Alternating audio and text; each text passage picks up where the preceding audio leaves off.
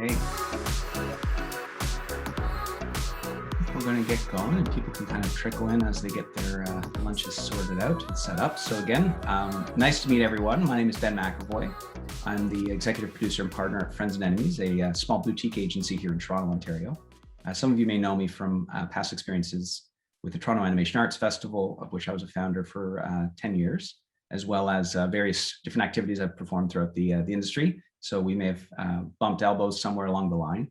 I'm very happy today to be joined by 5 fantastic panelists, and I'm about to introduce them, but I also just want to set up why we're all here and the initiative itself, because this is actually very important outreach that CASO, Computer Animation Studios of Ontario, has decided to undertake as we're seeing the light towards the end of the tunnel in terms of COVID, but also the future of the industry. So I'm going to first ask our panelists, you can go off video, we can kind of pull back the curtain and pull yourself off mute for a sec.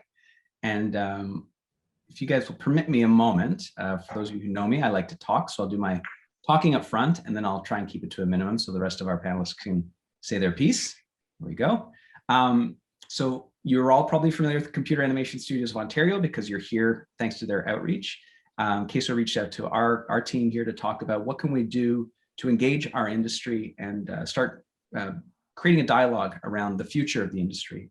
And for those of you who've been around here long enough, which I'm going to assume based on everything in our poll is long enough to know we were making some great headway in early 2020 as an industry, both in Ontario as well as Canada. Things were moving in a good direction. Many of you may recall that something happened around mid-March that changed all of that. And we've now found ourselves sort of picking up the pieces through 14 months of the pandemic and understanding what have been the impacts to our business as usual and learning how to pivot with the pandemic in order to maintain momentum that we had established, and also looking at even just keeping our heads above water. But more importantly, now that we're starting to see a bit of a light at the end of the tunnel, trying to get a better sense of where's everything going to go. Today is the first session of what we hope is many. CASO is looking for opportunities to engage in dialogue about the future writ large. This isn't all about the pandemic. I mean, it just so happens that that's the big breaking news chyron every day of our lives, but at some point that'll go away and we'll have other things to talk about. But what we're trying to do with this is see if we can create this dialogue with studio owners such as our panelists today, with yourselves as the attendees, so that we can start looking for a way to bring together the community and the industry in order to continue to build on the momentum that we had started pre-pandemic, as well as look for new opportunities that the pandemic may have revealed to us. So this is hopefully the first of one of many exciting conversations on that path. Today, we're going to talk about Studio 2.0 and the future of work in the workplace. As we already know, the COVID pandemic has changed how we work in so many different ways. And what we've done today is assembled a group of people who bring different perspectives and a variety of different diverse viewpoints, both from the size of their studio, the focus of the studio, the location of their studio, to help us understand how has the pandemic changed work today, and what does this mean for the future of work in the workplace over the next year, but also into the future, because it seems like there may be some permanent changes that we want to explore. So I'm going to first allow the panelists to introduce themselves, and I've learned that these grids are never the same in everyone's view. So if I point to my right or my left, I'm probably getting the wrong person. So we'll just go in order of last name for now. And I'll throw out to people and we'll just have our panelists introduce who they are, where they're from. And if possible, maybe you can just give us a quick snapshot of what your studio looks like today in however few words as you can. So we'll start with Dennis Berardi. Dennis? Oh, hi there. Thanks. Thanks, Ben. And thanks everybody for being here and taking part in this really interesting and timely discussions. A bit of a puzzle. I'm the founder of Mr. X. I'm also a visual effects supervisor, and we're currently working on a film called Nightmare Alley. Today, Mr. X is basically everybody's working from home. We have a small team kind of in and out of the shop until the work from home order ends. And we'll probably start to be bringing people in sort of a hybrid return to work, but we'll get into that. But probably by the fall, we hope, bit by bit, in a sort of really slow return to work. But yeah, those are the headlines, but I'm sure we'll get into all that moving forward. Great. Thanks, Dennis. Next up, we'll talk with Darren Cranford. Thanks, Ben, and welcome everyone. I'm Darren Cranford of Keyframe and Crow VFX. Our studio's in St. Catharines. Currently, our studio is just about everybody's at home, but logging into the computers, I usually go in to direct, and so I'm usually looking over their shoulder whenever they need help, whatever they need help with, usually rebooting systems and all the technical stuff that happens. Today I'm home, but we're also looking at getting more people into the studio as well come the fall. Great, thanks, Darren. I realize I don't have everyone's names in order here, and I actually should have started with Jeff Bell. That's all right. Sorry, Jeff. Hi, I'm Jeff Bell. I'm one of the founders of Tangent Studios, along with my partners Ken Zorniak and Phyllis Lang, who are actually in Winnipeg. So I'm working out of the Toronto studio, or working out of the Toronto studio.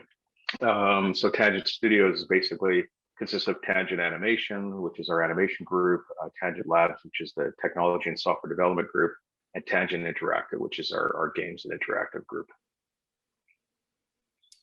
Thank you, Jeff. And Juan Lopez. Hi, everyone. My name is Juan Lopez. Thank you again for having me, and thank you everybody for coming out. Very interesting discussion. You know, as was mentioned, it's going to be challenging, and I'm just happy to be here and share our experiences and learn from everybody else. So thank you again. I'm one of the co-founders of Pipeline Studios. I'm also service president and CFO. Pipeline is a media and content company. Our primary focus is premium quality animation content for television and film. We do end-to-end brand launches and collaborations. We have international operations as well. Our licensing and merchandising, sales, acquisitions, distribution. We also have a software division and development division. Main offices in Hamilton, as I said, and operations in Latin America and Europe. Great, thanks, Juan. Last but not least, of course, Jennifer McCarran. Thanks, Ben, for having me here today. I'm Jen McCarran. I'm CEO of Thunderbird Entertainment and Atomic Cartoons. We have around 1,000 employees based in Los Angeles, Vancouver, Ottawa, a smaller footprint in Toronto. Thunderbird is primarily, 50% animation, which is Atomic, and 50% factual, which is Great Pacific, which with a small opportunistic footprint in scripted, which shows like Kim's Convenience. We've been off-site since last March. Huge shout out to the IT and pipeline teams who made that possible. And we have not gone back into the office yet. We're just waiting for every region, is different between Los Angeles, Vancouver, Ottawa, and Toronto until it's safe to do so. And really looking forward to the conversation today. Thanks, Jen. We've divided up today's session into a group of alliterative Ps because for some reason that helped me in organizing our thoughts. So we're going to cover off quite a lot of ground. We'll do our best to kind of skim across the top, not go too deep and get stuck, but also bear in mind that there may be things you guys want to talk about afterwards. So if you're an attendee and you hear a topic that you want to go deeper into, please let us know at the end. But we're going to start with places. And by that, it's the future of where we work. This is, of course, I think when we think of a studio, primarily what comes to mind is the physical premise itself and how much that's dramatically changed over the past 14 months. So the question ends up, I think, on everyone's mind is, what are your plans for office and studio space in the future? It sounds like for the most part, you've all virtualized for the most part. Where do you guys expect to go now that you've seen what virtualization does to your pipelines, to your productions, to all of your processes, and what are your plans? And I've realized I have no way of kind of throwing this out. So I'm going to go with Jen because you were the last to introduce yourself. I'd love to know, especially because you're a diversity of regions that you are set up in. What does the future look like for you in terms of the physical versus the virtual and the office? Yeah, no, it's fascinating. And I think, getting everyone off site last March was easy. It's easy, as you never want to be reactive in business, as we all know. But we were all in it together with our partners. You had to get off site. It happened. Getting back on site is much more strategic and much more challenging. What we're planning on is a permanent work from home / office hybrid forevermore. We gave up our head office in Vancouver of Thunderbird, where the back office services were, finance, HR, whatnot. We managed to sublease it to a law firm. And we, still have our physical studio space. We miss that time being together, creative meetings, but we also see the benefits of being off-site. And, our leadership team, we believe that in order to remain competitive with talent, we're going to have to offer that flexibility forevermore. And we've seen people move to Vancouver Island, Whistler, different places throughout the regions. And that's wonderful, because before we would have a lot of people that would love to buy something. We're in expensive cities, Vancouver, Los Angeles, and when you're, want to buy something and you couldn't live near the city, now you can go further afoot. And if you're only staring down a commute sort of 1 or 2 days a week, I think that's more possible. So our goal is to always work for the artists, do what's right for all the talent, and make sure that everyone feels safe first and foremost. But I believe offering that permanent hybrid forevermore is going to be key to honor the talent and where the world's gone and the needs associated with that. So we're heavily into planning right now. We're, attempting to say, okay, it's different depending on the region. Los Angeles is more open than we are in Canada, but the hybrid will commence ideally by September, and sort of 2 or 3 days in the office, 2 or 3 days at home, and really strategic sort of hoteling, a lot of use of Teradici.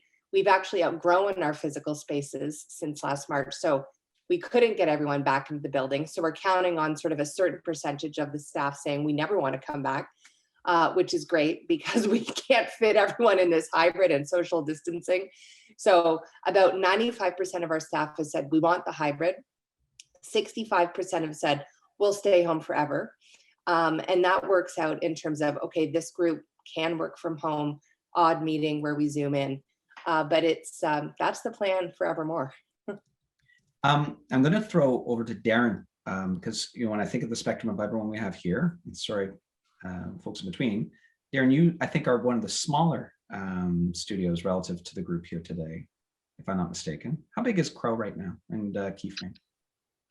We're at about 30 people, and we are starting a new project that hires another 20 more. So we'll be about 50 before the end of this month. So what does it look like for a studio? And you guys are based out of Niagara-on-the-Lake, if I'm not mistaken. St. Catherine. Yeah. Oh, St. Catherine, sorry. Right. Yeah. So you're in St. Catharines. What does it look like for you in the future? Has there been a massive impact? Has there been opportunities created where you are physically? And also, has virtualization changed anything for you that will impact how you guys build the studio physically as well as virtually in the next year? Absolutely. It actually has made things easier because, what we were finding is, our core staff were living here, but it was mainly people who wanted to retire and settle down with families and whatnot, and to gear up for. And we didn't want to take on a lot of small projects because to get people to come down to our area for a 8-month project was very difficult.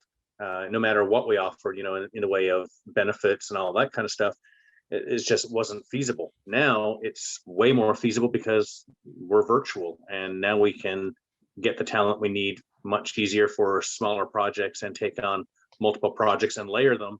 And again, it's about space. We didn't have the space for a bunch of people, even though we had like a 20,000 square foot building, just the computers and all that. Now we can ramp up virtually with virtual or cloud systems and come back down as we need it. And so we can take on multiple projects and have the talent. So actually this whole thing actually makes it a little easier for us. I'm going to make this one a bit of a jump ball for Dennis and Jeff. I don't play basketball, by the way, so I hope I use that right. That was Jeff and Juan.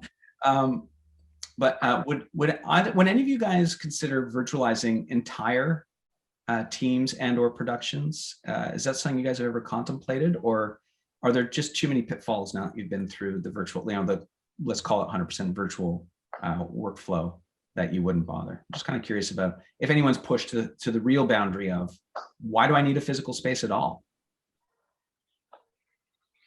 Well, there's the sure, go ahead, Dennis. A way to give you guys the jump ball.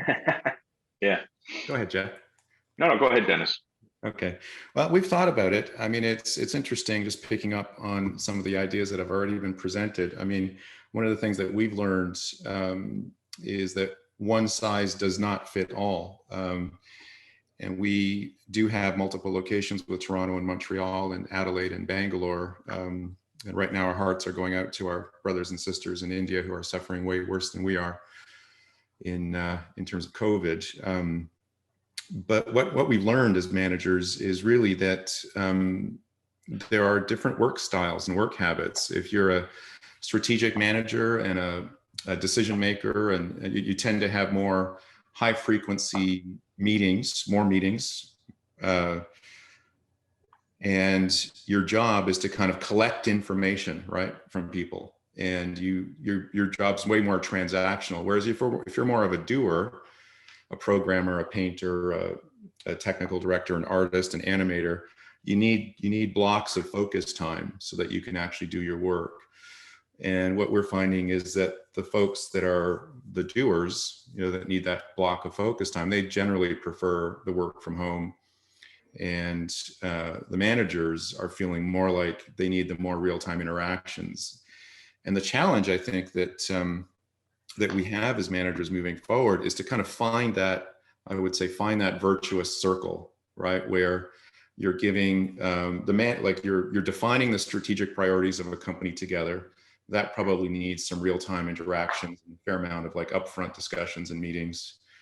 You're allowing the doers enough focus time during the day, weeks and months so that they can actually do the work.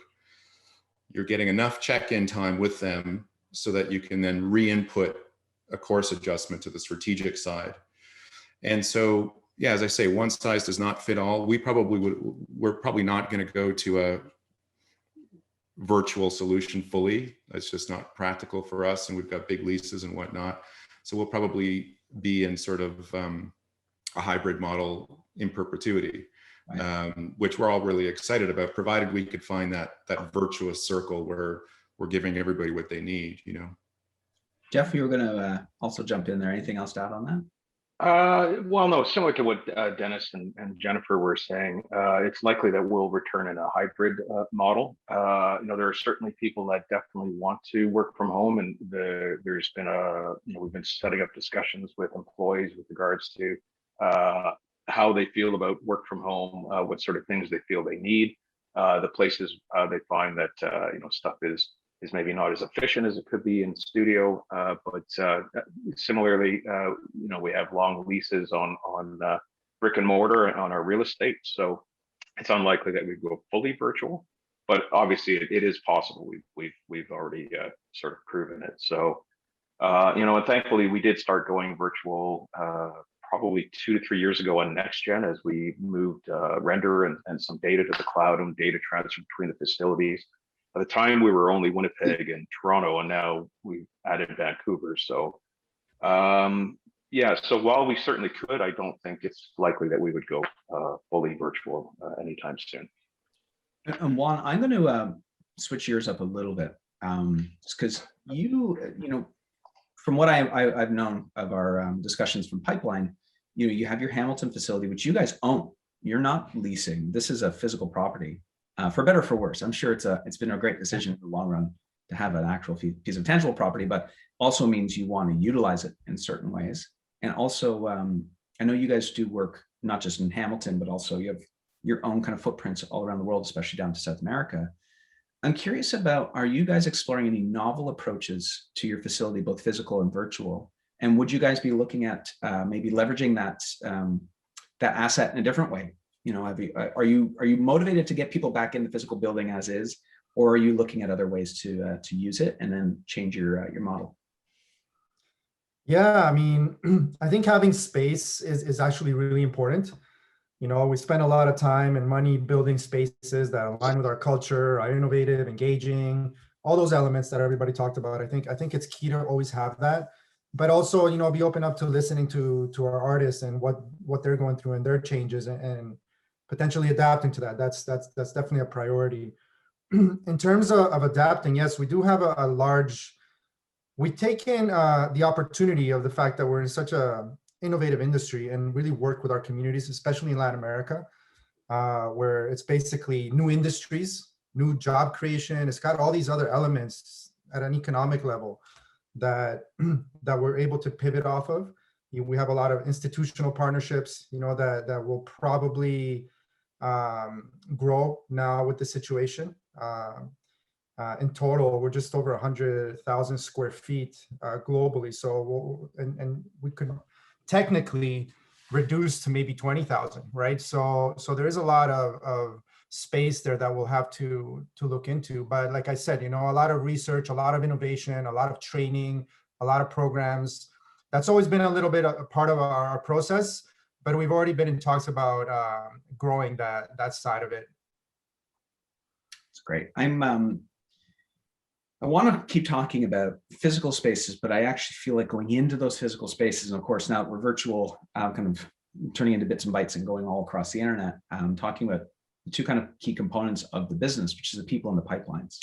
I mean, there's other areas, of course, but I'm going to hold off on pipelines for a moment. We can talk about technology, talk about all those kind of processes and methodologies, but the people in this dynamic and how we've distributed our teams has fascinating impacts. I use fascinating, hopefully in a more scientific and less weird kind of way, but looking at how we've now had to adapt to people being where we are right now. And I should warn everyone on this webinar, as I'm sure maybe some of our panelists know, it's very likely a child will run behind me at some point, which is why I have this background up right now. The dynamic of work for the people we work with and how that's changed, and how, as we discuss the concept of a hybrid, which seems to really in many ways try to accommodate what I would have looked at prior to the pandemic, the desire for most people to make a work-life balance that works for them, whether they're a focus worker, as you call them, Dennis, where someone wants to, and I know many of them want to sit in their basement and they just want to do, but also the flip side, of course, is someone such as myself, very extroverted. I do a lot of business development. Not being out in front of people has its downside. And of course, the hybrid tries to manage both of them. Interested to know, now that we're looking at that model, how does this impact the culture and the social dynamics of the people you're working with? How are you managing that?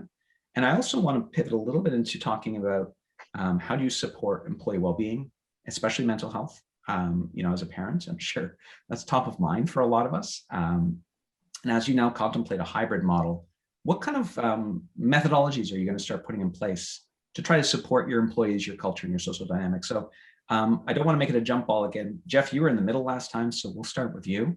Maybe give us an idea of any one of those dynamics. You don't have to try and answer. Sure. Yeah, so we have put together mental health courses run by professionals for people that want to participate. In terms of trying to keep the culture together, a lot of the employees have done things along the lines of virtual yoga classes, art contests, and other things to try and bring people together virtually, because obviously we can't do it in the facilities. So, they found pretty interesting and clever ways to stay together as a team. That's good. And in the future, maybe I'll kind of shuffle us around here a bit here.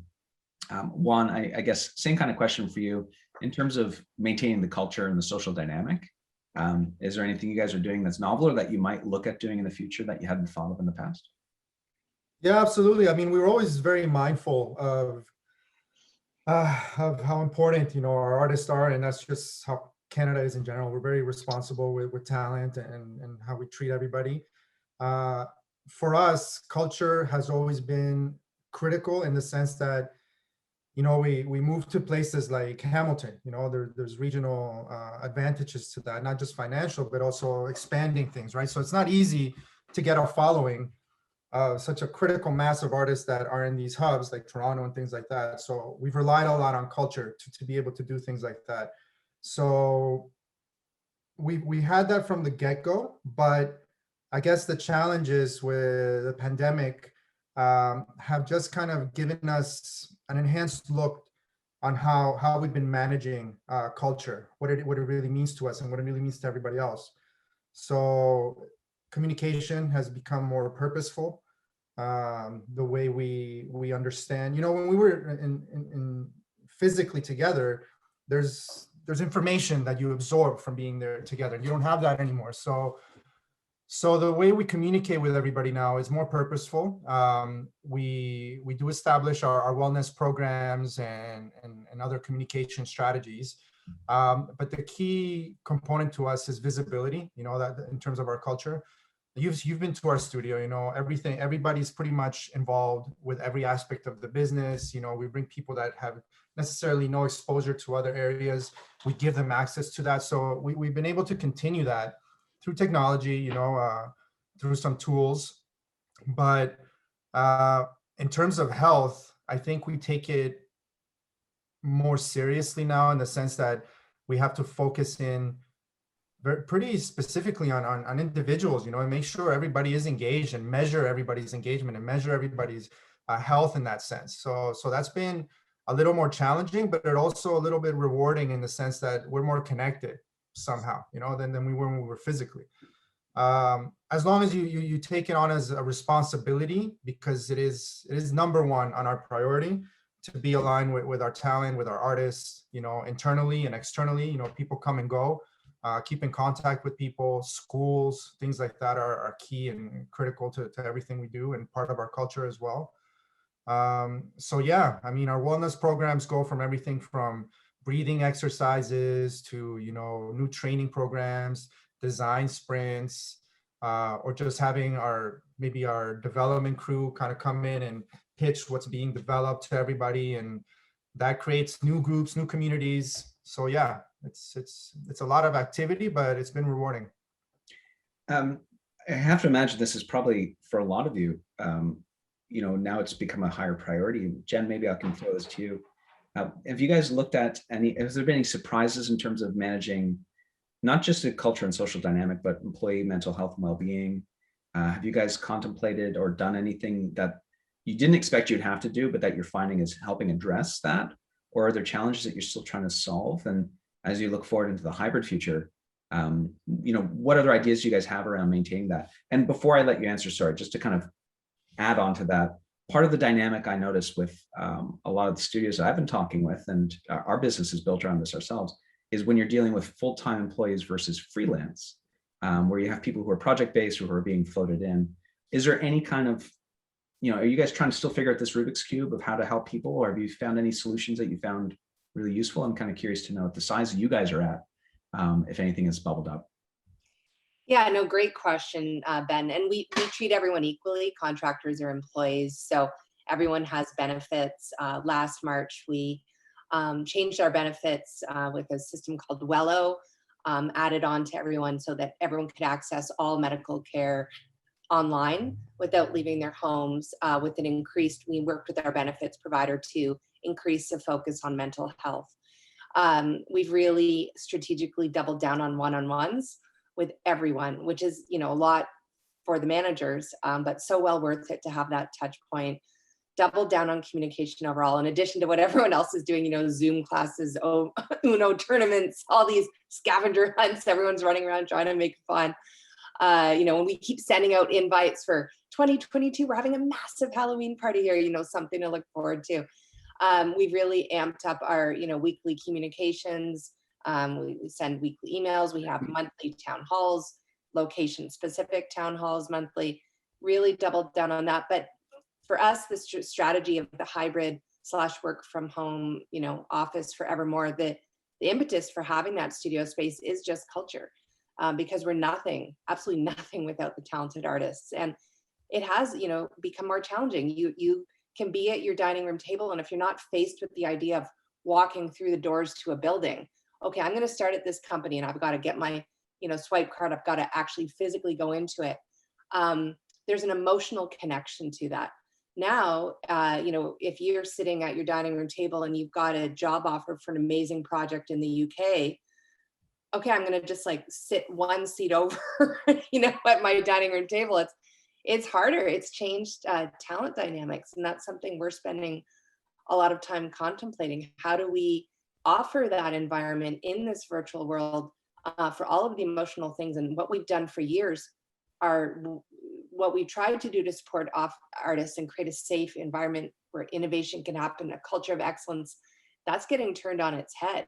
And while we would benefit from that as well, sure, we can hire from other places as well. It really is something that we spend a lot of time talking about, and I don't believe we've fully cracked it. Yeah.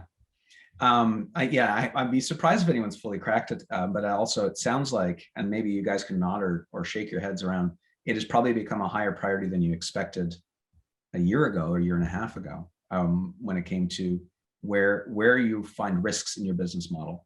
And I'm a parent, so I love throwing loaded parent questions in here. Now, I left to start my own business largely because I want to spend more time with my kids and not have to deal with 10 o'clock at night client calls, which foolish me, it still happens. But it is, there is something around parenting and the work from home life that if you're not a parent, maybe you don't understand, or you have your own, everyone has their own challenges. And we always talk about how, just because you're maybe on your own or you have kids who are older or whatever, there's always a challenge along the way. But as someone who's got 2 young kids and looking at a studio life where the boundaries of time have shifted, become more flexible around the expectation. And I think this is a double-edged sword, where we say, look, 9 to 5 is no longer really a thing. It's about, I'm projecting here, it's about delivery, it's about communication, it's about being availability. But the flexibility, of course, is meant to say when you're working from home, it's different. We're not going to have you sitting and keying in at 9 o'clock. And that's great. Although it also, as someone who's, I'm sure we all have this, and probably a lot of our attendees, now you don't have to commute in. So you start at a different time, you end at a different time. Your meetings can be back to back to back. You're not running down halls. I even talk about how going to see some of my key clients used to be an hour of driving, half an hour each way, and then the time in the room. And now it's just, so we've condensed and packed it all in. So this ability for us to actually utilize our time more efficiently has to be balanced with our personal lives. And, again, I come from the parenting standpoint, and maybe I'll throw this to you, Dennis, after a long ramble, but how are you managing expectations and schedules with staff who are homeschooling and parenting full-time at times, single parents, people who just happen to have, that more difficult balance of keeping some other people alive while the work is going, knowing that that also applies beyond parents. It goes to, how do we define boundaries in this hybrid lifestyle so that people still have a sense of having a life, even if it means staying at home and playing board games? And I'm curious about methods, technologies, techniques that you guys are applying that you're going to try to either build on top of or that you've already found solutions to. It's certainly been harder to find the balance, I will say. You just joked about meeting after meeting after meeting and being more productive. You're only productive in a meeting if it's a good meeting. And I'd argue, generally speaking, we all probably tip the scales the other way with probably too many meetings. And I mean, I think that there's kind of like this prison of presence that kind of happens, if I can just use that expression. I read that a little while ago and I thought it was really apt in our time, where there's sort of this pressure that sometimes we as managers are in the corporate culture, or just that we put on ourselves, let's say, that we feel we have to be present, we have to take the meeting, we have to show that we're working, as opposed to, taking a break, slowing down, not having a meeting, booking some focus time for yourself. I mean, and what we've tried to do at Mr. X, and I think this pandemic has really brought it into full focus, is to make sure we're not overbooking ourselves, make sure we're not going back to back to back. In fact, I have my own policy where I won't do back-to-back meetings. I just won't. I just stop doing them. It's there's decision fatigue that enters into play here. By about 3 or 4 o'clock, you're basically spent. If you've been booking back-to-back meetings, and I haven't done my own work. And as I joke, and I do religiously kind of try and institute a few things in my managerial team. And what I've done over the years is like, let's not check our emails first thing in the morning, because you know what, that's someone else's to-do list. That's not your to-do list. Wake up whenever you want to wake up, have some focus time, do something for yourself, exercise, spend some time with your kids, whatever it is.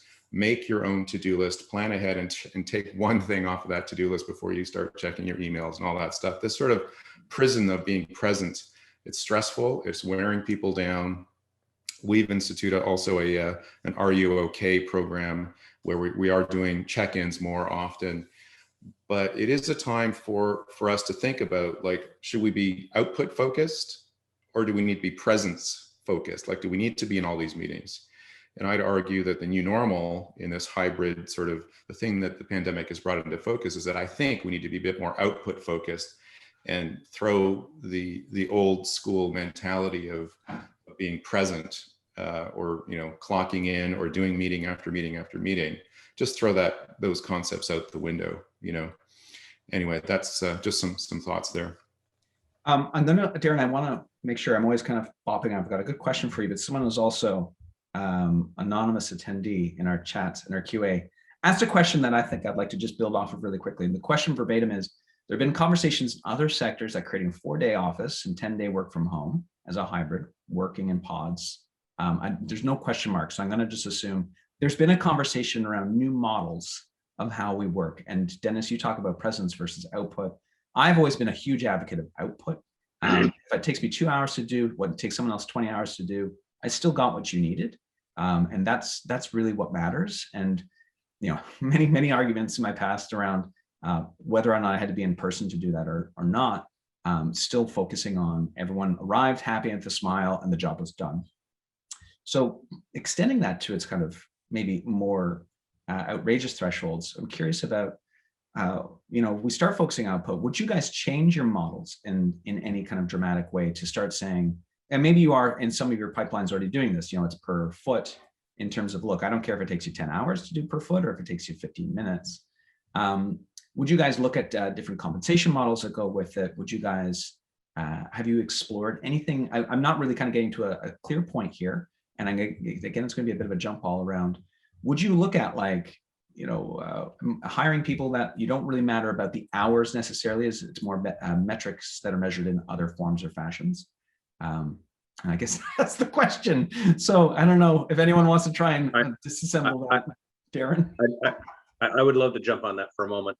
Okay. Because before the pandemic even happened, a lot of my staff were coming from Toronto. And a lot of them had families. Like I said before, a lot of them were people who settled down and were raising families and were seasoned vets. So they had families. So we had already had switched. Some people were to 4 days a week, and that's what they wanted. And yet their output was just as productive as some of our staff that were five days, you know. Plus the ones from Toronto would say, okay, you're 3 days in Toronto, 2 days in the studio, or vice versa. Or, you know, the next week you'll do 3 days in studio, 2 days, you know, in Toronto. And that had already worked really well for us. And with that, and with the families expanding on that, a lot of times we always say, hey, that was our policy, family first. You got a kid's dental appointment, you got to take them, fine. We'll work around that. You know, I don't care when the hours are. If it's, you know, you got to put the hours in at night, fine, as long as the work is done. And so when the pandemic happened and everyone was home, you know, at first I thought, well, maybe the production would go down for what we were producing. And we actually found that when people were home and not having to travel, it actually added about 25% of productivity to, we were getting stuff done 25% faster than we were before. And I shouldn't say I was surprised, because we were working that way before, but, you know, to see it happen so quickly that it was actually an increase in productivity, not a decrease. Mm-hmm. But on the downside, you know, one of the things that I am learning and trying to do more often, it was my failure, is checking in on people more frequently on a personal level. Like, are you okay? You know, knowing the kids' names, you know, like I said, we have so many kids. There's, you know, just about every one of our staff have some kids, or, you know, and knowing their names and what are they doing? You know, are the kids okay? How are you doing? Not just them themselves, but how's your family doing? How is your family coping? So I'm learning that, and that is one of the things that we're definitely implementing now. Thank you, Darren. And I was going to throw this to Darren, but I think I might, Jeff or Jen, I think this might be something I'd be curious to get from your perspective. And there's 3 topics here. We're going to move past kind of like employee work life and mental health and social and more functional around talent. And there's three kind of key areas here, which is recruitment, onboarding, and retention. I think onboarding it's a kind of a pipeline piece we can talk about a little bit later, but now that, and maybe this is more appropriate to Darren and Juan being, kind of originally, whenever we've talked, it's how do you get people from Toronto to come down to St. Catharines or to Hamilton? That's a challenge. And that challenge, I have to imagine, has more or less evaporated, or at least it's diminished in such a degree that you're now more flexible, or at least you have some flexibility around not trying to convince people. I was listening to a podcast this morning about Lee Kuan Yew. I'm going to get it right after this. Basically, the man who helped build Singapore, and talking about what they did from a Singaporean standpoint, where instead of having the large state of coercion, they had to use convincing to get people to come back and stay. So there's a lot of incentives and bringing people back. And so the kind of the end point of that thought here is, now that the physical location is less of a concern, the geographic location is less of a concern. And by the way, challenge me on that presumption, because you guys can tell me otherwise. I did see Juan shaking his head a little bit there. How has recruitment and retention changed for you, and how will it change for you now that artists and anyone working in your production, or even anyone working in administration and the kind of the above the fold, have more options, more flexibility now that we're working from home? I could work for Juan in Hamilton. I could work for Jeff or Jen out in Vancouver. I could start up a studio in Thunder Bay and have fewer issues. What are the challenges you guys are facing? What are you foreseeing that you're going to have to overcome? And maybe some pros or cons around this new dynamic. And Jen, let's start with you, and then Jeff, maybe you want to follow up. Oh yeah, very much, Ben. I think that is the challenge inherently, is keeping and maintaining a culture that people want to stay glued to your studio. And we, again, discuss that all the time. And I think, I was saying 10 years, I want to take a sociology class at university and find out what's happened. But certainly continuing to put artists first, create great benefits, great projects, honoring, I think, again, work flexibility is huge. I think, companies reading about, some of the big banks saying, no, we're coming in full time, you're done with. I think they're going to have huge retention, recruiting problems with the younger generation of people coming up, that if they have any other option, they're not going to want to go work at some of those big banks that are saying 5 days a week in office, clocking in at 8:30. That the world has forever changed. So trying to crack that flexibility, maintaining retention, I think it's going to boil down to great projects, great environment, or however you're creating it, both virtually and in office. And the reason we wouldn't have considered a fully virtual office, because it does work, we've all proven that, is because of culture. And we do need that presence in the studio to help enhance the retention. And Jeff, do you want to build on that and maybe? Yeah, sure. I would definitely agree with the comments about flexibility, especially during during COVID and having everyone at home.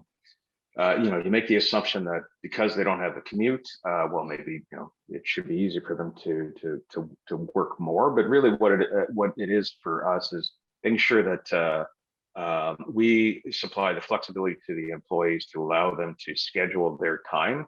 And we've had to look at ways to be more flexible in our scheduling, especially with regards to meetings, deliveries, and those sort of things, so that there is that sort of work home life balance.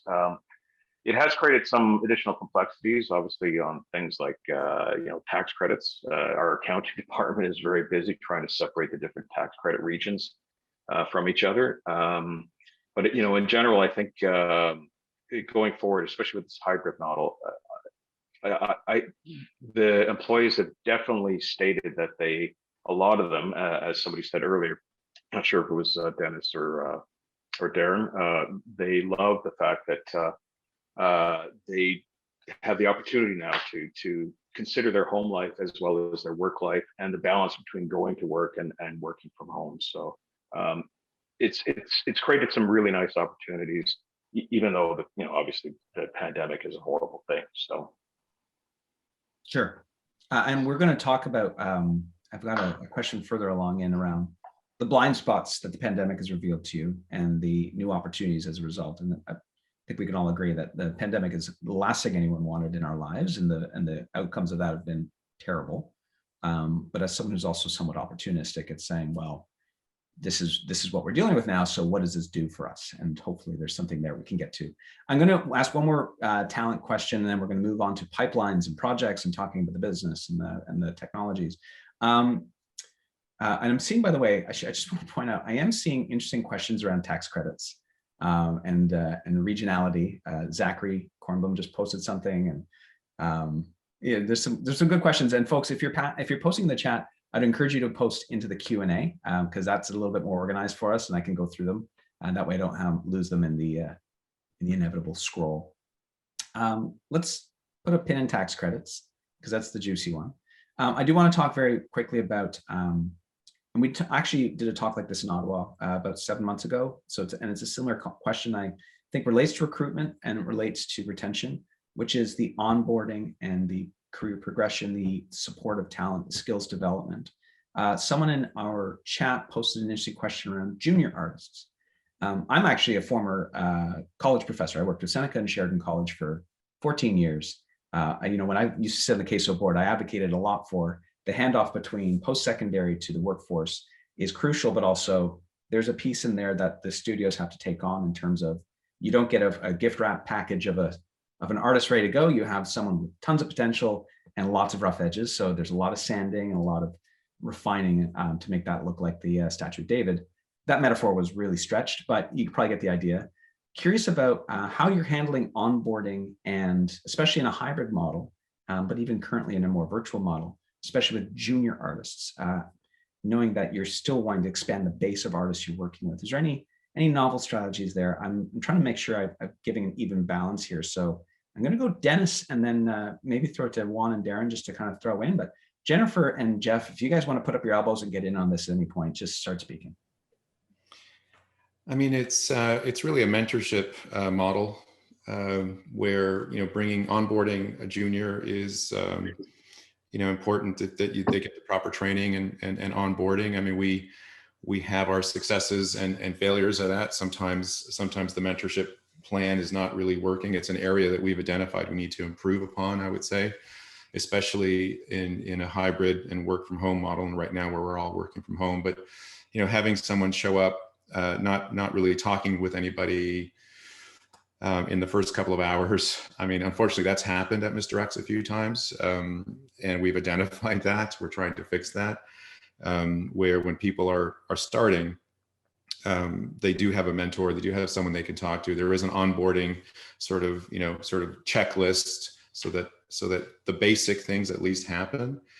And that's one of the things I would say, that when you're in studio, that you do get sort of mentorship by osmosis, where you don't really have that in a work from home model very much, and where everything is more done by appointment, which I think is not great, especially for a young person breaking into the industry. And I think that's one of the things, one of the challenges is actually onboarding somebody who's never worked in a visual effects studio ever once, not even a single day, And so I think it's an area that we need to focus on as managers, and making sure that young people are mentored into the roles, and have the supports that they need, For the other four, but Darren and Juan, maybe just give you a first kick at the can. Curious about just even that, Dennis, you kind of hinted at as well, like folks who've never worked in a studio before. I'm thinking about an entire cohort of graduates coming out of colleges and universities next year or this year who've never barely been in the classroom, which is of course its own critical piece of learning, being around their peers, being around their faculty. And now they're transitioning virtually. This is an entire virtual experience for them of a year of learning virtually, and then moving into a virtual studio environment. Have you noticed anything unusual? What are your observations here, and maybe any kind of outcomes or challenges or even opportunities that you're identifying? And even to go further, have any of you worked with the colleges now that you see your workforce sort of transitioning in this fashion? to try and find any kind of solutions? Because I know they're probably in a similar place. Again, I made this a bit of a horrible jump ball. So Darren, I'll start with you because I did say your name first. Ironically enough, as soon as this meeting is finished, I'm on a panel meeting with the college talking about this exact topic. Okay, so come back to us afterwards. But it's a conversation. You guys are having that conversation. Yeah, so they're actually having that conversation. But the funny thing is it's a definitely an individual basis. Because some of the students coming in, and I'm sure everyone on the panels agree, like every artist is different. Sometimes you got the artist as a very serious introvert. They're, head down, hood up, earphones in, let me just do my work and please nobody talk to me or look at me or I'll melt. And then you've got the other artists that are flamboyant and everybody look at me, drama, drama, drama. I need this attention. I need this attention. And you have to approach each person differently.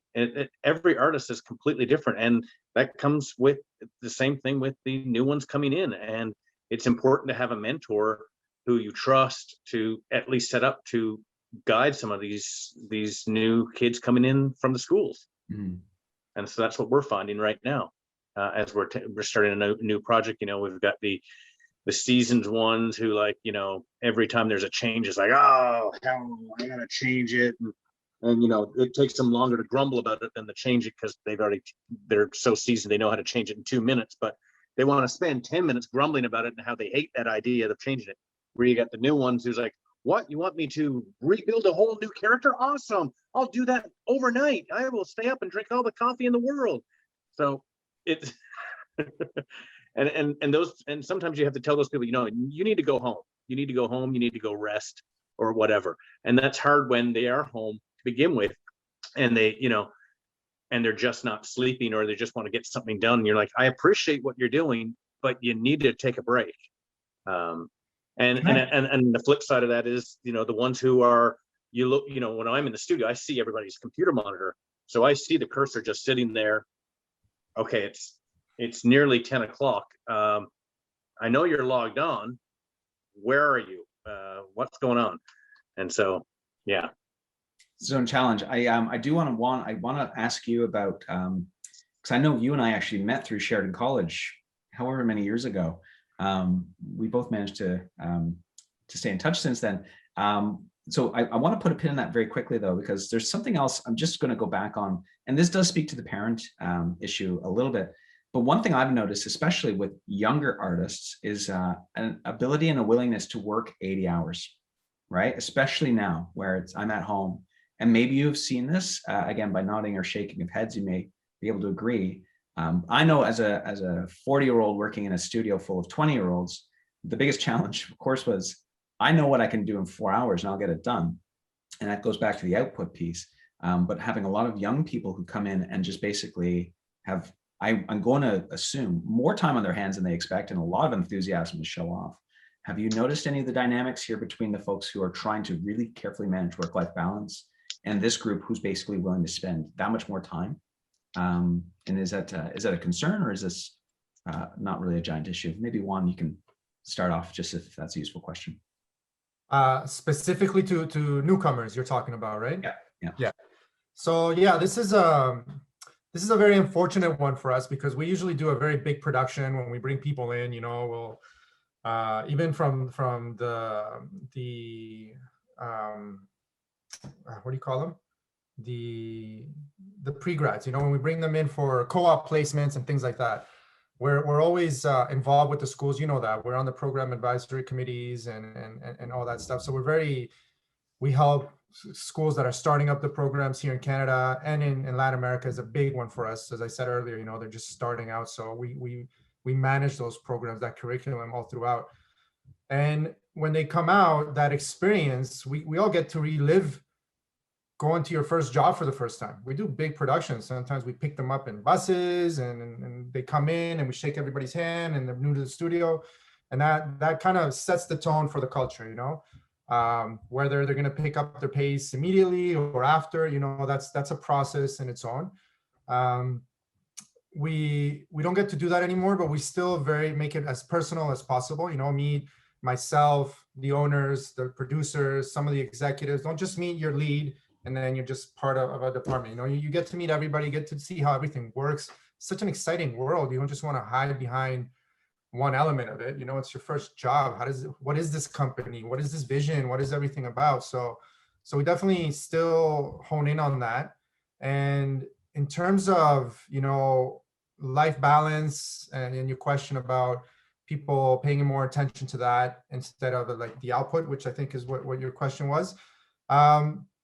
I think that's incredibly valuable, and it teaches us, you know, as a company to kind of respect that a lot, but also through a relationship and through communication, also respect the output that is required. You know, how if you're having difficulties understanding that, then we have meetings where you join the producers, you know, in scheduling and how everybody's so connected. And once you understand the responsibility, everybody seems to fall in line in that sense. But it's got to be that relationship where you understand that full scope of the environment that we're all working towards. You know, it's not us against you or anything like that, right? It's really just us trying to get, and especially now, you know, being in this crisis together. If you truly are in it together, it's a good way to build a stronger relationship. You know, you're surviving together. You know, nobody's asking anybody to do anything irresponsible. I don't want to tap into people's personal time with their kids and things like that. Definitely always finding reasonable, but it can be very case by case. I'm going to pivot a bit, unless Jen or Jeff, you have anything you want to add to this, because I'm looking at our time with 35 minutes and I've got a lot of other areas I want us to explore.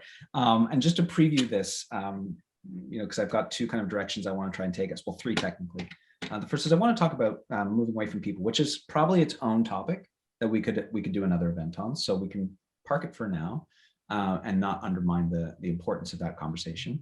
The other piece of this would be pipelines, technologies. I'm curious about how technology is helping or hindering, the way that technology is maybe now, you know, I've heard the term a war footing. You know, you're on a war footing, you're going to make more decisions.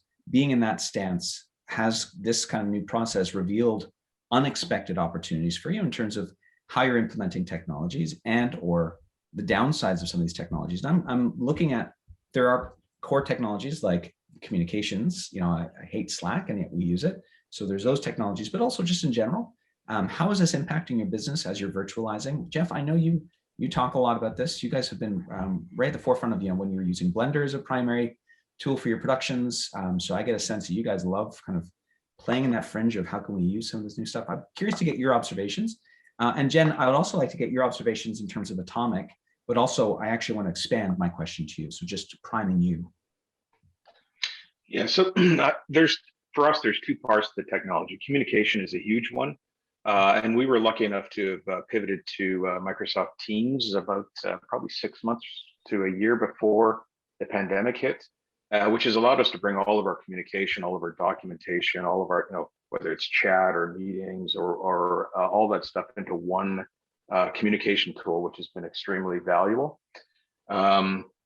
On the technology side, just one little correction. We're not just Blender, although we utilize Blender heavily. We also use Maya, Houdini, and pretty much every other package under the sun, like every other studio. You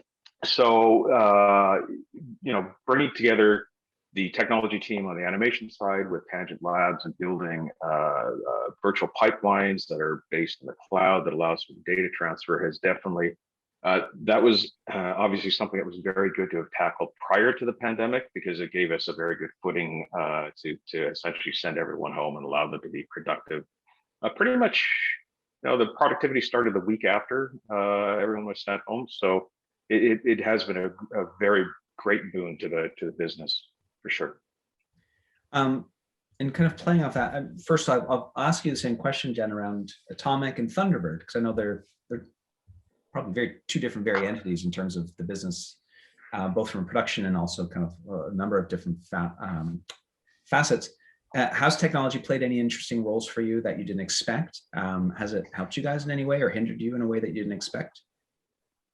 Oh, well, first of all, I got to give, you know, Jeff a shout out. I think Tangent Labs is doing amazing stuff with the cloud and whatnot, and you're really someone to look to. So I'm glad you went first, because you guys are sort of leading the way. I admire what you're doing. Well, thank you. what we've been using Teradici, we're using, more Google Drive, we're, Zoom, all of those things. Shotgun, we do a lot over Shotgun. We are testing out Loop or Lupe with Tangent. There's really cool things coming that will allow this virtual world to continue to thrive. So it has, I always think, my dad ran a company back in the 80s for, decades. And I asked him, what would you have done if this pandemic hit while you were CEO of Robin Hood Multifoods back in 1985? And he was like, I have no idea. I can count on one hand the number of times my dad got a call at home, and it was like something big. Oh my God, someone's ringing the home phone. This wouldn't have happened like it has had this hit in the 80s. It's incredible how technology has allowed it to function. Mm-hmm. It's funny how, again, no one wants this pandemic, but at least it's happened at a point where there are certain supports that are starting to be utilized that are now just being, in some cases, more rapidly integrated into pipelines, which is interesting. And I like to fancy myself someone who reads Wired magazine and looks forward to the future. Wired, of course, not being the real prophet of the future or anything, but I'm always curious about where we can go. And I'm a big, I have a lot of opinions around traditionalism and habits and things that we used to do and that we should keep doing just because we did them. And so when I think about what the pandemic has opened up for us, it is the need for us to adapt more quickly to solve problems. And so I'm gonna spin this over to you, Dennis, because when we had our kind of warm-up chat, you had some really strong opinions, but this is very much meant for the entire group. And I'm skipping over an entire piece here, but we'll see if we can get back to it. I look at the rapid adoption of new technologies. I look at the rapid pivot to working from home and the shift in work-life balance. And as we talk about output versus presence, all those different kind of variables and how it's changing the business that you're doing, I have to imagine there are lots of drawbacks, but there's also lots of interesting opportunities that are rising as a result. And to tie this together, now that we've been forced to go and figure out these problems, there's no, oh, maybe we'll do it when we have a bit more time. But of course, the pressing issue is getting this project delivered or whatever kind of other key priority. Now you're in a place where you've implemented all of these different pieces and you're starting to figure it all out. And I look back to pre-COVID, how there was a sense of momentum, strong momentum in the Canadian animation and VFX community. And of course, debatable about how high we were in the global rankings, but we certainly were doing better. And then, cut off at the knees like most people were through the pandemic. Now that we're using some of these new processes, now that we're seeing the opportunities of working differently and maybe even unburdening ourselves of some previous habits and behaviors in our business, what are your thoughts here around the opportunities in the future for studios in the industry writ large? And I think, there's Ontario, there's subregions within Ontario, there's going to be cities and, even within cities, smaller kind of clusters. But overall, where are the opportunities and where are we still facing challenges that we could take advantage of? And just as a very last note here, Dennis, you call it the golden age of content or the golden era of content. And I mean, we can all look to Kim's Convenience to see how we're all making amazing things happen now. And there's a lot more demand and interest and excitement, both for Canadian content as well as content overall. What are the challenges? What are the opportunities that you see that we want to start thinking about? And this is going to be a question I'll ask each of you in a different form and fashion. So we'll start with you, Dennis. Yeah, thank you. Yeah, I think it is the golden era of content creation, especially long form series episodic. I mean, the whole world is leaning into consuming more content while they're stuck at home. I mean, that's going to change ultimately. But the thing that I think really is the game changer from a business opportunity point of view here is the redefinition of, let's say, our collective experiences, the redefinition of our collective experiences. It used to be in days past, you would go to a concert and there'd be thousands of people there. You'd go to a movie theater, 300-400 people there, whatever the case may be, an event, a festival. We're delivering a film right now for a virtual film festival. And so the kind of the redefining of our collective experiences, we need to understand quickly what those are going to be and calibrate our businesses into that new model. But I think the opportunity, frankly, is it's unlimited. And if you think about some of the game-changing, pun intended, game-changing workflow paradigms that are emerging right now. If you look at like the multi-user editing environment that Unreal Engine has created is just one example. Just look at that as one example where you could create an environment and you could all be in this collaborative environment, this real-time environment, and make decisions. We're using it on an upcoming movie as a virtual scouting tool. But I could see that we've been talking about workflow dynamics and the paradigms shifting. I could see, thinking about the doers and people who need more focus time, and also the strategic managers, kind of not necessarily having to be in an office to have those real-time discussions, but certainly being in a virtual space, a three-dimensional real-time virtual space where you can make those decisions together. And so you have all these things converging. You have technology enabling us to have these real-time engagements interactively, but we can lean into like asynchronous communications that we've all done, like with Shotgun and email, which still works. This kind of metaverse that's become our reality between emails and texts and everything that's like our collective life experience. That's our collective life experience. That's the business opportunity right there, is the game-changing collective life experience where all of these, platforms become ever more immersive, including our very work places, right? So in terms of the filmmaking experience, which is my space, it's already happening. We're virtualizing production.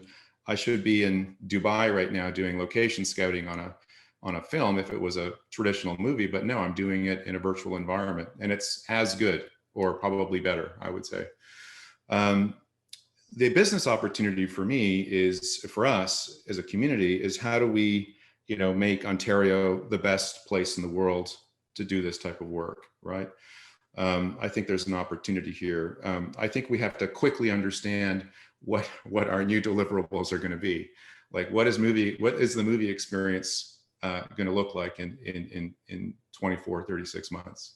What is a concert going to look like? What is these are like, what are our collective experiences going to look like? The traditional collective experiences, which is what we mostly lean into for our businesses. So just some random thoughts. I'm very excited about it. I think the virtualization of our businesses, it's allowed for risk mitigation, right? We can work from home, we can expand more easily. And I think it's been kind of like, we're kind of, I would say, untethered now. We can compete with any global player if we just understand what we're going for. So just some thoughts on that front. I've kind of assigned different questions to each of you, but I'm going to throw it there first. There's opportunities. What are the key challenges you think we face as a jurisdiction in Ontario when it comes to, now we've all been rocked back on our heels and we're trying to pick it up and dust off and build and grow and hopefully pivot into new and exciting territories. What are the things holding us back that you can foresee that we need to start being aware of and start talking about, and or independently and individually working on addressing? And I'll throw it to you, Juan, for now, and then I'll go back up. I had a feeling you were going to throw that one at me, and I'm not sure I'm the right person for that, because I honestly, just hearing Dennis, and I don't think it's a challenge in a negative way. It just excites me, man. Everything that's heading our way, and seeing how Canada historically has kind of risen to these challenges and created talent and build all these ecosystems, build a culture, a community. I think we're in an amazing position to take advantage of all of this, and yeah, it will be challenging, but if you consider the fact that there is all this technology available right now, we are in this golden age, as you refer to it, for content and experiences, and we are so well equipped for it. You can only think of the things that can be done, and we have a long history. I think Nelvana is 50 years this year, celebrating 50 years this year. And looking back at what Nelvana has done, and I look at this as a case study coming from other regions in the world, less developed, what it takes to build this industry, a robust industry that we have, is not an easy feat. A lot of people will never have what we have right now. So I look at it more as an opportunity for us to really continue to lead a lot of the things we've led in the past. We've created technology in Canada that is used as a standard today in our processes, and we can continue to do that. Our funding, not just for film, but for research, for marketing, for our country's so responsible in helping us and giving us the tools to do all this. And we're full of talent. We're a small population, but we're doing incredible things. So I have no doubt that we will continue to do so, but I think it is critical that we become more confident in who we are as Canadians and who we are in this industry as Canadians, and we start to own certain things, from the technology side, from the advanced processes that we're creating, all that we need to own a little bit better. Even things like, in terms of culture, diversity, equality, inclusion. Canada is a global leader in this space. Let's not let this disruption, in terms of the pandemic or other disruptions, kind of take us away from that. We own this and we can do it better, and the world will be better if we own it and continue to do it. So I think that might be a challenge in terms of confidence, reach out. I noticed a lot of studios when we were going abroad weren't necessarily very comfortable with that. But when I go anywhere in the world as a Canadian, looking for partners, doors are wide open globally, so I think there's an opportunity there that might be challenging culturally to accept and be confident in, but I think we're getting there. I'm trying to thread these ideas together because, Juan, you're talking about some interesting things that make me want to think, to chat about regionalization and the way that we're kind of working in silos previously that seem to be coming down. So I know I'm kind of going out of order and trying to give everyone a logical A to C here, but I'm going to go back to you, Jen, for a second, just to get a sense of, as you're looking forward into the future around, the opportunities in front of not just Ontario, but, Thunderbird and Atomic being multi-city, multi-province, multi-country. And I know, Dennis, you're in the same boat, and Juan, you're in the same boat as well. Where are the opportunities to capitalize on here? And what are some of the barriers that maybe exist prior to the COVID, to the pandemic, that were in place mostly to support regionality that you're concerned about, or maybe that you think may be problematic, if they exist? Sorry, I shouldn't be leading that too much there because they may not exist. Yeah, absolutely. I mean, I think, similar to what Dennis and Juan said, I'm very optimistic. We're also lucky to be in a somewhat pandemic resistant industry. The need for content's never been bigger. It's an absolute boom. There's so many buyers. We're all able to leverage that market tension. And I think Canada increasingly is on the global scale for content creation, not just Canadiana. I do think we as a country should be leaders in diversity and inclusivity.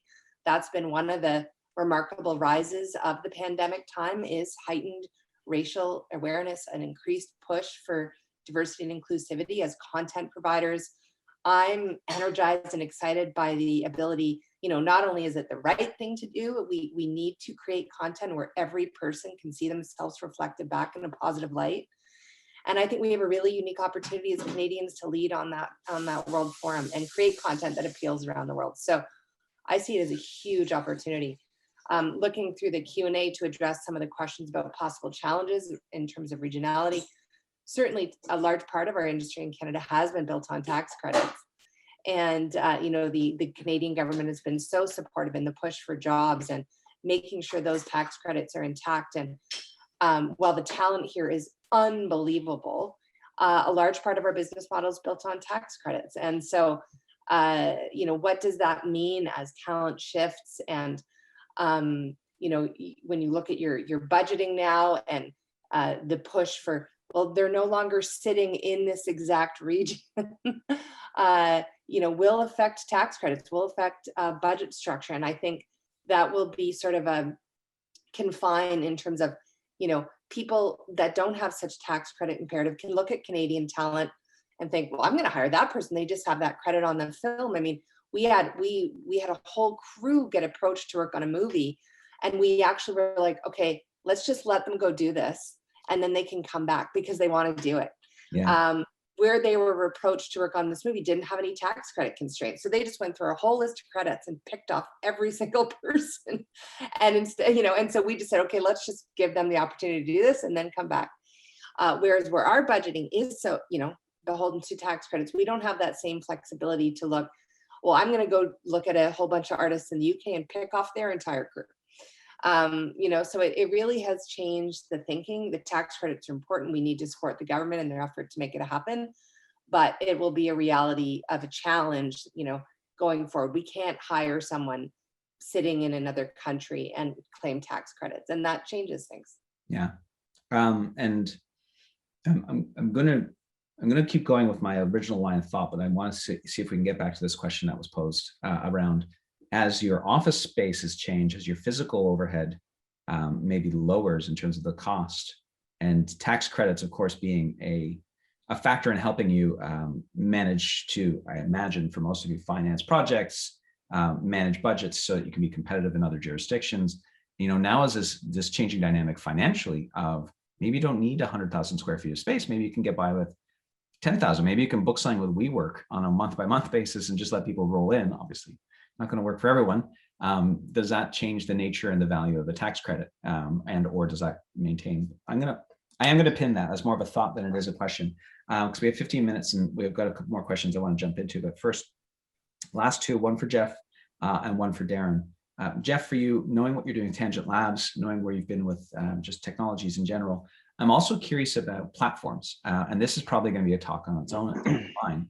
But as consumption rises, as people are sitting there binging on their Netflix and their Disney Pluses and all their over-the-top streamers, are you noticing any opportunities that are starting to bubble up that maybe were less of a darling before the pandemic and are now more of a darling, and or vice versa? As someone who's done VR projects, VR, I would have found a much surer footing through the pandemic, and yet seems to still be struggling. So I'm kind of curious about the platforms, the future platforms for content that you guys might be exploring, because I know you've got the interactive side as well. Sure. So I'll echo Dennis's comment with regards to long form episodic. That's been a major, there's been a real major push for long form episodic work in the industry now, especially obviously amongst the streamers. On the VR side, we're not doing too much ourselves on the VR side. We're putting together some mobile games, but nothing on the VR side. But obviously, that's something that we're very interested in. We're looking at interesting technologies like NVIDIA's Omniverse, and again going back to talking about Unreal and its virtual set. Just today, actually, we announced that we received an Epic Mega Grant. So we're actually working on incorporating Epic's Unreal Engine into Loop as a first-class citizen, because we actually definitely see the opportunity for that in our animation division, and for our other clients as well. But I think in terms of the big push for us that we've seen is definitely on the long form episodic. Interesting. Yeah. And then I'm going to totally shift gears here, Darren, with you at the end here. But as someone who I run a small studio myself, we're only 10 people, 12 on a good day, and it's almost entirely project-based freelancers. But I looked at the pandemic as something of a great leveler, at least leveling the playing field somewhat, in that working with talent, being competitive. There were certain advantages that seemed to manifest and materialize that I was interested in. And I know that you, being a 30-person studio yourself and talking here with a couple of your co-panelists who have up to gen-sized 1,000, and I'm sure if we loop in Technicolor for Dennis, it's quite large as well. I'm not even sure where everyone else is. Have you noticed anything with the pandemic from a smaller business standpoint that you see as opportunities you're excited about?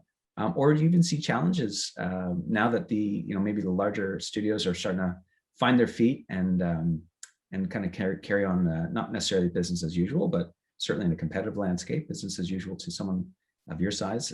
Any insights, any observations? I know you guys do a lot of great Hollywood work and elsewhere, but how has this changed things for you as a small agency or a small studio? Well, like I said before, we can now take on shorter term projects and overlap a lot more projects, because we can branch out into using the technology of using cloud technology. I can rent the machine, I can rent the render time, and I can rent the storage space as well if my computers at the studio are being used. And they can mimic exactly what our other artists are using. I can say, I want Nuke with these apps on it, or these things on it that I need exactly like those guys. And they go, yeah, no problem. Boom, it's done, it's set up. And oh, we don't have the project anymore. We got to shut that down. Okay, now I'm not out $100,000 just because I set that up. It's like, okay, it's done. We're not using it anymore. It's finished. So that gives us a lot more opportunity. We can have bigger talent come in for a shorter period of time. Someone's in. We got a really good person who's a freelancer who's available for a couple months. Great. We can now utilize them to our advantage, saying, oh, during that 2 months, we want to hire you to do our project, to do all the key layout, and we get them to come in. They can do that and then get back out, and it gives us a huge advantage now that we didn't have before. It's great to hear. I'm going to shift to a couple of questions that we're getting here. There's a bit of a theme I want to go back to, which somewhat relates to what I talked about, the tax credits and the lower office space costs, but I think it's all about the shifting allocations of how you're spending and how you're accommodating. So I'm going to try and tie 3 questions together at once. So the first question, of course, is removing and reducing of studio space factors into the future of planning for you in terms of your budgets and your studio model overall. And would you then reinvest some of that budget that you might be saving from the overhead of the studio space elsewhere? And some examples here being rates, education, miscellaneous benefit programs, technology, for security transfer, license management. But adding on to top of that, ways that you're supporting your artists and or your teams at home, not just your artists, but anyone working within the studio, such as internet top-ups or equipment, things like this that are obviously would have come part and parcel of walking in the studio. How are you guys planning on reallocating? So I guess it's a bit of a general question for you around, does this mean more profit? I'm assuming that's going to be a no for most of you, but also does it mean you have to spend elsewhere now? And what does that look like? And I don't know who to give this to. Come on, I guess putting up a hand works. I would just say something, it's, we're going to something that nobody knows how it's going to play out. It's just a time to be cautious. And again, as Canadians, we've always been very responsible with that, especially on the financial side. We don't know how this is going to impact tax credits and even regions that depend on these commercial real estate taxes and things like that. And it's a very delicate ecosystem that we all live by, right? From the junior artists to senior artists to the owners, everybody. We're all under the same kind of system here. And we just have to, I think it's a time to be cautious on how to use money. I think we all, or at least the studios that are here today have all expressed it. Our number one priority is the talent, the artists, keeping them safe, making sure everybody's, managing anxiety and stress, mental health, and that we continue to drive, diversity, inclusion, all those things that make up our culture. That is the essence, in my opinion, of our competitive advantage, our Canadian culture, not just in our industry, but as a whole. So going through this, I think it's time for caution, being careful. If there are savings on some side, there's obviously not in others, like the price of rendering right now with other things like cryptocurrency driving up prices and things like that. It's crazy. So we got to be careful on how we invest, on what we invest in. We have companies, we've seen companies along the line, massive companies in Ontario recently, Toonbox, we know the Arc Story, things like that. It's not easy. Things can go off the rails and major important companies can just fall. And that hurts artists, that hurts the community, that hurts our global reputation. So it's a difficult question. And I think Jennifer mentioned it before, working with governments, making sure they understand. And if any moves are going to be made, we make them together again as a community with information, with the right kind of data, things like that. We were just undergoing a major, broadcast legislation review. And now all these new items that are affecting us financially are incredibly delicate. I think it's a time for responsibility and working together. Dennis just discovered the raising hand feature here, which is fantastic. Thank you, Dennis. So why do you go next? Thanks. Just a couple of comments on that. I agree with Juan entirely that it's time to be kind of prudent in terms of the types of investments that we're making. But by the same token, I would say that maybe back to what our challenges are moving forward. And I do think it does specifically go to our ability to grow or attract world-class talent here, or to grow and nurture our talent locally. I do think it's an employer's responsibility, not in the case of a freelancer, but in the case of a traditional employee-employer relationship, to provide the means of production. If someone's working from home, we provide the workstation, and things like internet connectivity. I think that as we mature as a country and governance, hopefully we'll start to see that internet connectivity is a right and not a privilege, and that there should probably be a certain minimum standard. It's something I think as a group we want to lobby all levels of government for, to have cheaper, faster, better internet in the homes across the board, especially for the less fortunate who maybe can't afford some of these very expensive packages that are out there these days. But I do feel that there is this whole tax credit issue, for me, might be an issue we need to tackle as a community sooner rather than later. And just remember that what the tax credit is. The tax credit is our tax dollars at work by people we employed or that we voted in, so that we can grow our community here, not somewhere else, but here. So we want those people to be in our jurisdiction, working in our jurisdiction, so that they can spend money in our jurisdiction. Those tax dollars go back into our community, and we reinvest in infrastructure like internet upgrades across the board, or whatever it is. The new infrastructure of the new world is information technology and IT infrastructure. And I think that it's a good thing that the tax credits accrue to the local jurisdiction. And I think it's a good thing that if someone is out of the jurisdiction, that labor doesn't get a credit.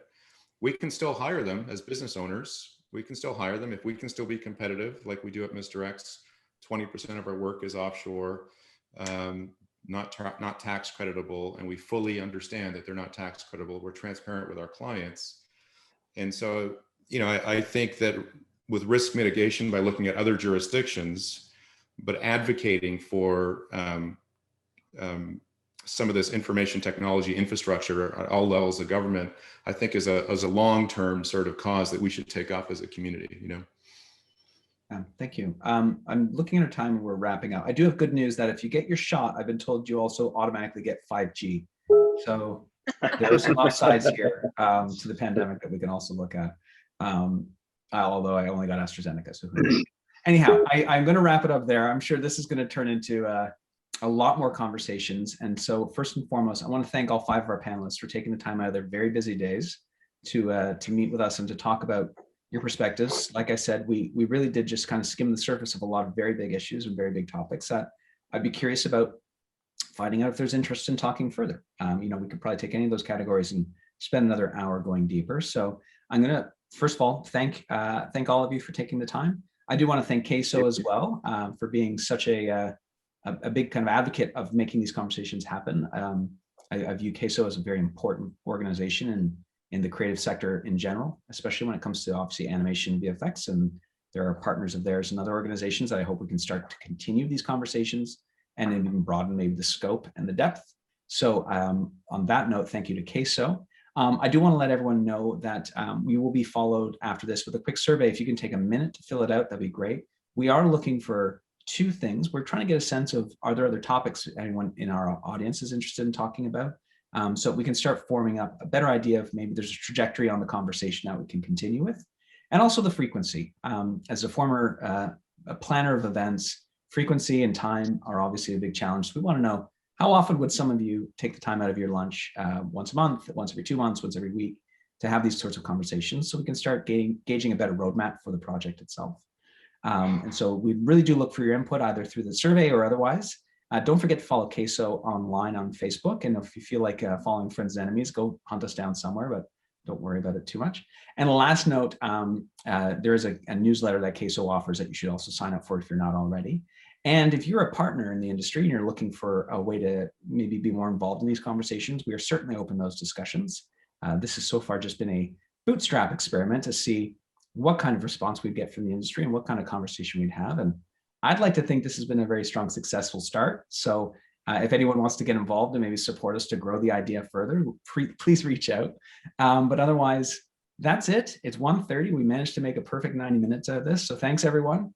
Good luck. Stay safe. And Thank you. hopefully we'll see you guys again soon. Thank you Thank so you. much, everyone. Thank you, everyone. Thank you. Cheers. Bye. Thank you. Bye-bye.